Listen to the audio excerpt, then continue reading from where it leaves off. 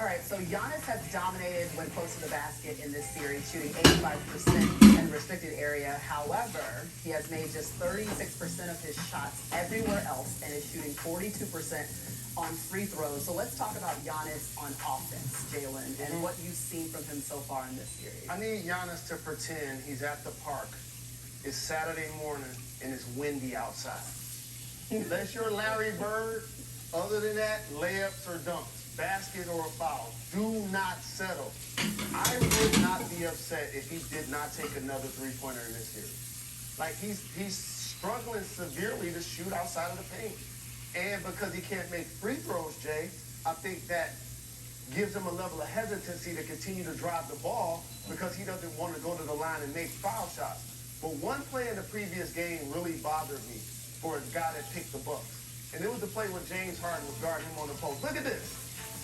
Like, don't fade away on the guy who's got a bandaged leg. Tell the help to go away. And you should a fall-away jumper? Dog, you got to go to the basket. And you got to be physical. And you got to attack. I anticipate he's going to learn from that and do that tonight. I think the way you can get Giannis to attack more is by rotating the ball and staying within who Milwaukee is. It feels like at times Milwaukee plays hero basketball.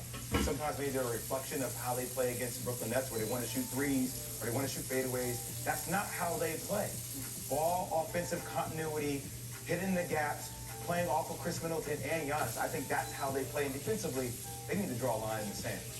How can they do that? What do you need to see from them defensively? I think, like I said before, they need to throw multiple coverages at KD. KD is the one guy that's not going to beat him. Blake Griffin, Jeff Green, Landry Shamet, Mike James, you guys are going to have huge performances. But Kevin Durant, KD's a momentum scorer. When he gets going, everybody else plays with more confidence. You have to take him out initially. The one thing that the Nets have been able to count on all season is Joe Harris. He's been relentlessly consistent, and he has missed 24 of his 30 shots in the last 3 games.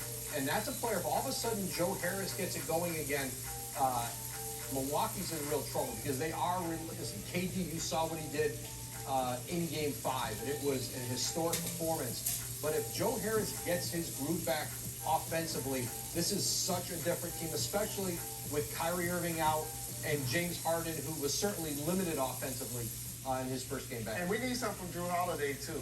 Especially without Kyrie Irving. Like, Drew Holiday got to be a factor in this series. And if Kyrie's not going to play and you're Drew Holiday, you have to be somebody that's a game changer, a difference maker. Especially if James Harden is guarding you. That's where Coach Bud needs to say, if James Harden is guarding you, attack him. Now, James Harden played 46 minutes. I give him a lot of credit. 82% of the time he was on the court, he was either standing or walking. That's the catch. That's a Matt Williams stat, right? Yeah. So my thing is, if that's the case, whoever he's guarding defensively, attack him, make him work. But here's how you can put Giannis on KD. Because if you put Giannis on KD the entire game, he's going to get torched.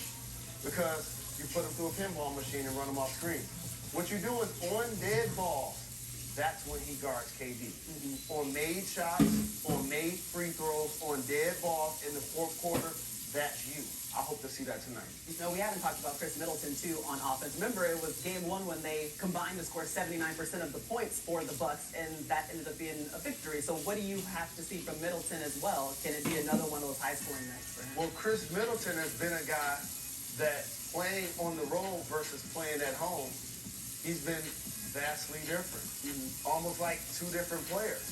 And so he's got to continue to be aggressive. He's got to continue to be confident. And he, I believe, is going to be a guy that comes out and have a big first quarter to kickstart the Milwaukee Bucks tonight. Who's able to dictate pace? Right. I think for Milwaukee, the games that they've lost, they've tried to play at the pace of the Brooklyn Nets. And I know this is a statement, but like the Milwaukee Bucks just need to be the Milwaukee Bucks. Do what works for you offensively and that is running things through Chris Middleton and playing off the drive and penetration of Giannis. Yeah, we've seen him with some clutch shots. We've seen him down the stretch play really well. But we've also seen KD rise up and be next level talent and prove that it didn't matter who was on him. He was going to be unconscious anyway coming off of the 49-point game. I mean, sometimes, J. Rose, you just got to say he don't get 81. I'm going to start going, hey, you know what? The way KD played last game, I decided I'm going to his barber. Okay. I'm switching it up. I'm switching it up. I have absolutely no comment.